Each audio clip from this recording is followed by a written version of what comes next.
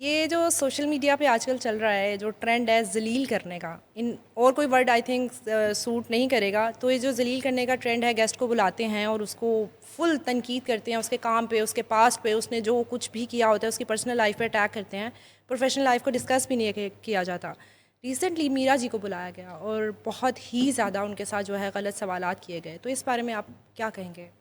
सबसे पहले जर्नलिज्म की आपने बात की। अब मेरे दोस्त बैठे आए में जी। अदर जवेद साहब, उनसे मैं बातचीत कर रहा था। उन्होंने मुझे कहा कि यार जर्नलिज्म नहीं रह गया, अब पीआर है बस। ओके। और ये वाकई पीआर है।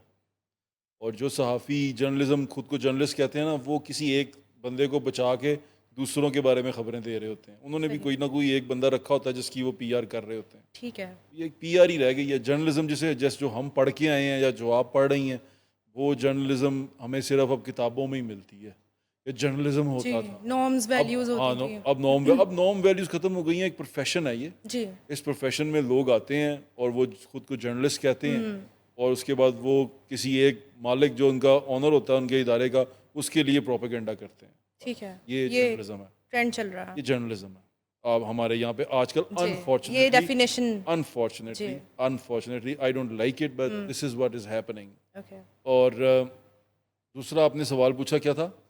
दूसरा ये था कि जो गेस्ट को बुला के हाँ, शाद जलील। भट्टी ने जो किया, मीरा हाँ, जी को सामने बिठाया और फुल ऑन जो कर सकते थे उन्होंने। इरशाद भट्टी साहब ना, मेरा उनसे ना एक वैसे भी नज़रियाती सा इख्तलाफ है। ठीक है। मैं उन साहब को जर्नलिस्ट नहीं मानता। ओके। वो जर्नलिस्ट नहीं है।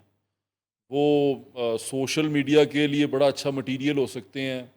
वो किसी के लिए मुखबरी कर सकते हैं, कहीं से खबर लेके कहीं पे लगा सकते हैं, लेकिन वो जर्नलिस्ट नहीं है। ओके। उनको जर्नलिज्म के बारे में कुछ नहीं पता। हम जब जर्नलिज्म पढ़ते हैं ना, आप पढ़ रही हैं, अगर मैं पढ़ के आया हूँ, तो हम कोड ऑफ एथिक्स पढ़ते हैं जर्नलिज्म का ना। बिल्कुल। कोड ऑफ हाँ एथिक्स जी। होते हैं, हर प्रोफेशन के कोड ऑफ एथिक्स होते हैं।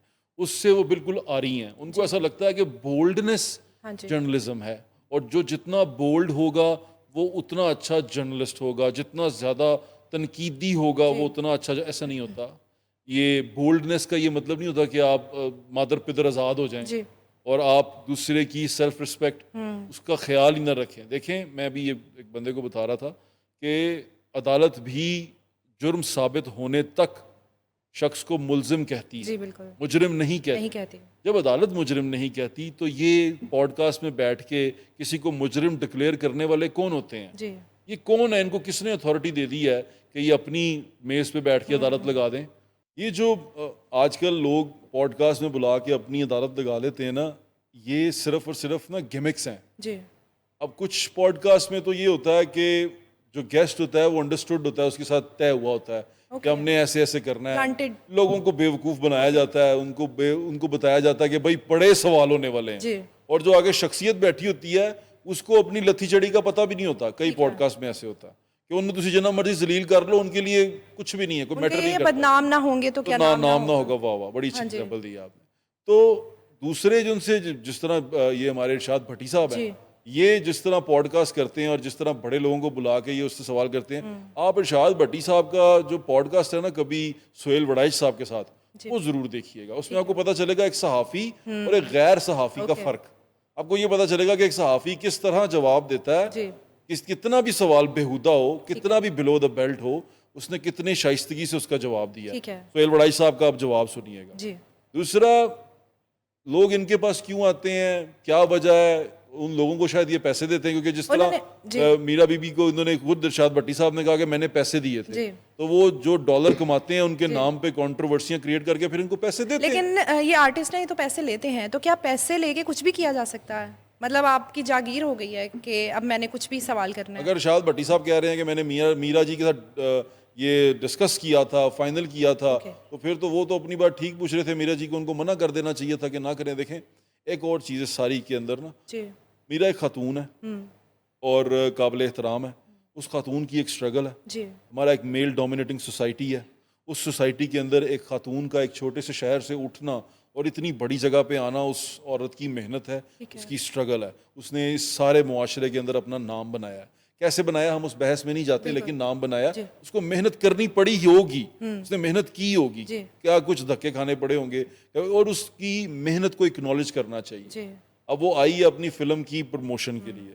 आपको उसके ऊपर रहना चाहिए। आप कहें कि मैं तेरे पास्ट अफेयर्स के बारे में पूछूंगा, मैं तेरे उसके बारे में पूछूंगा, हो सकता है उसने कह दिया हो, मैं पूछ लें, जी। लेकिन जब वो आप कैमरे के सामने आए हों, उसने कहा नहीं मैं ये तो बात नहीं करूंगी, लेकिन उसने किस शानदार तरीके से बिल्कुल। उसको दिफा किया और जिस तरह तरीके से उसने भट्टी साहब को जवाब दिए हैं, भट्टी साहब की शक्ल देखने वाली, ऐसे ही है, उन्होंने इस सारे के अंदर भट्टी साहब की शक्ल देखने वाली थी पास। सही। मैंने तो एंजॉय जो किया है ना, मैं भट्टी साहब की शक्ल एंजॉय किया, हाँ सही। क्या मजा आया। ये मतलब वो बोली जा रहा है, वो सवाल पूछी जा रहे हैं, तो वो जिस तरह वो खातून ने उन्होंने ग्रेसफुली हैंडल किया, एलिगेंट तरीके से हैंडल किया। इकरार हसन की बात करें, आपके बहुत ही प्यारे, बहुत ही करीबी दोस्त हैं जिगरी दोस्त और जिगरी दोस्त हैं आपके, और उन्होंने जर्नलिज्म को 21 इयर्स के बाद खैराबाद कह दिया। आपको कैसा फील हो रहा है? एयरवेल छोड़ दिया। यू कैन एक्सेप्ट, क्या कहते हैं, एक्सपेक्ट हाँ, अनबिलीवेबल थिंग्स फ्रॉम मिस्टर इकरार। ओके, वो अनप्रडिक्टेबल है, वो जो सोचता है वो बहुत अलग सोचता है। ठीक, मुझे याद है एक वो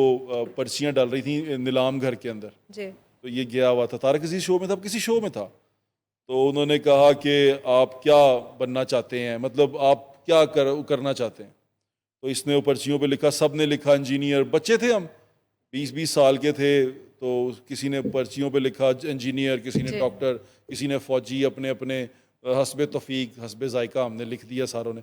इसकी पर्ची खोली, इस पे वजीर आज़म लिखा हुआ। ओह हमने कहा ये गॉड, क्यों? क्या बात तो है, कहता है सोचने पे पाबंदी क्यों है। क्या बात है।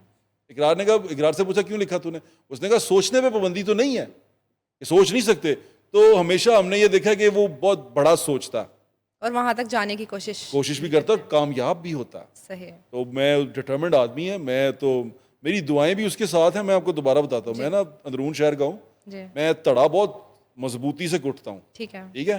मैं जिसके साथ हूँ मैं उसके साथ हूँ, जिसके मैं खिलाफ हूँ उसके मैं भरपूर खिलाफ हूँ। ओके, वो फिर मेरे को मतलब ये उम्मीद ना रखे कि साढ़े नाल नहीं गा, क्योंकि कह के नाल जी। नहीं गा, ठीक है, मुंह दे के मैं ताड़े नाल नहीं गा, लेकिन जिसके मैं साथ हूँ उसके मैं साथ हूँ, साथ है। और इकरार के मैं साथ हूँ, मेरा क्या भाई प्लान्स है। हैं उनके फ्यूचर के? पार्टी के बारे में बताएं उनके। अच्छा आइडिया अच्छा है, जी, उसका सोच अच्छा है, उसका जो बेसिक आइडियोलॉजी है वो बहुत अच्छी है, आम लोगों के लिए है। कुछ भी नहीं होगा ना तो कम से कम वो अपने जैसे 10-20 हज़ार इकरार क्रिएट कर जाएगा जो सोचेंगे। लेकिन आपको नहीं लगता है जॉब को क्विट करना एक बहुत बड़ा रिस्क था जो उन्होंने? रिस्क ही तो दुनिया में है, every second is a risk. आप रिस्क नहीं लेंगे तो फिर क्या आपका बात नाम कैसे होगा? क्या बात, अब बड़े आदमी नहीं बनेंगे ना, फिर तो आप मजदूर के किसी फैक्ट्री के मजदूर ही रह जाएंगे। सही, रिस्क लेंगे तो फैक्ट्री के मालिक बनेंगे, वरना तो फैक्ट्री के मजदूर ही रह जाना। हमने कहा यार इतनी पक्की नौकरी है, राती रोटी आंदी है, पैसे अच्छे मिल रहे हैं, तो मैं क्यों भाई ऐप छड़ा। ये जो इकरार जैसे लोग होते हैं ये रेवोल्यूशनरी होते हैं इस मामले में, इनकी थिंकिंग प्रोसेस Different इनका और तरह होता है, हमारी तरह नहीं सोचते ये। हम तो ऐसे ही वो लोग हैं ना, मजदूर टाइप लोग हैं, सुबह जाओ 9 to 5 जॉब करो फिर घर चले जाओ, वैसे ही बैठ के बकवास कर लो और बात खत्म। तो ये जरा ये करने वाले लोग होते हैं, डूअर्स कहते हैं इनको। आप उनको फॉलो करते हैं, उनकी पार्टी को मैं सपोर्ट इकरार के साथ हूँ, ठीक है, मैं उनकी पार्टी उसको के बारे में क्या मैं ख्याल है? उसकी पार्टी के भी साथ हूँ। ठीक है। जब ਉਹਦੇ ਨਾਲ ਆ ਤੇ ਪਾਰਟੀ ਦੇ ਨਾਲ ਇੱਕੋ ਹੀ ਗੱਲ ਹੋ ਗਈ ਨਾ। वो कहता ना माँ ਦੇ ਨਾਲ ਆ ਧੀ ਦੇ ਨਾਲ नहीं गा। ठीक है, सारों के साथ हूँ, इकरार जो कर रहा है मैं उसके साथ हूँ, लेकिन जहाँ जब वो मेरी बात भी सुनता है, मेरा मशवरा भी मानता है, और अगर उससे कोई बात कही जाए, उसे कन्विंस किया जाए लॉजिकली, तो वो कन्विंस भी होता है। तो ये अच्छी बात है, दोस्तों में ही होना चाहिए। मेरा दोस्त है तो दोस्त के साथ फिर क्या कह सकते हैं। वो मेरा यार है, मैं ਐਵੇਂ ਵੱਖਰਾ ਉਹਦੇ ਖਿਲਾਫ ਇੱਕ ਅਲਮ ਚੁੱਕ ਲਵਾਂ ਕਿ ਬਈ ਚੱਲ मैं तेरे ਐਵੇਂ ਤੇ ਉਹ ਕਰਨ ਵਾਲੀ ਗੱਲਾਂ ਹੋਣਗੀਆਂ। तो इसलिए इकरार के मैं साथ हूँ, और जो वो कर रहा है वो ठीक कर रहा है। वो आपको थॉट दे रहा है, एक नई एक फूड फॉर थॉट है। वो आपको ये बता रहा है कि you can be a leader too. वो आपको नई थिंकिंग प्रोसेस आपको नया दे रहा है। तो ये इससे अच्छी चीज़ क्या होगी कि लोगों को सोचने का मौका मिल रहा है। वैसे तो असं सिर्फ रोटी के बारे सोचने, नौकरी के बारे सोचने, सैलरी के बारे सोचने, वो आपको बता रहा है कभी और चीज़ें भी हैं सोचने के लिए, उनके बारे में सोचो। That's a very good thing.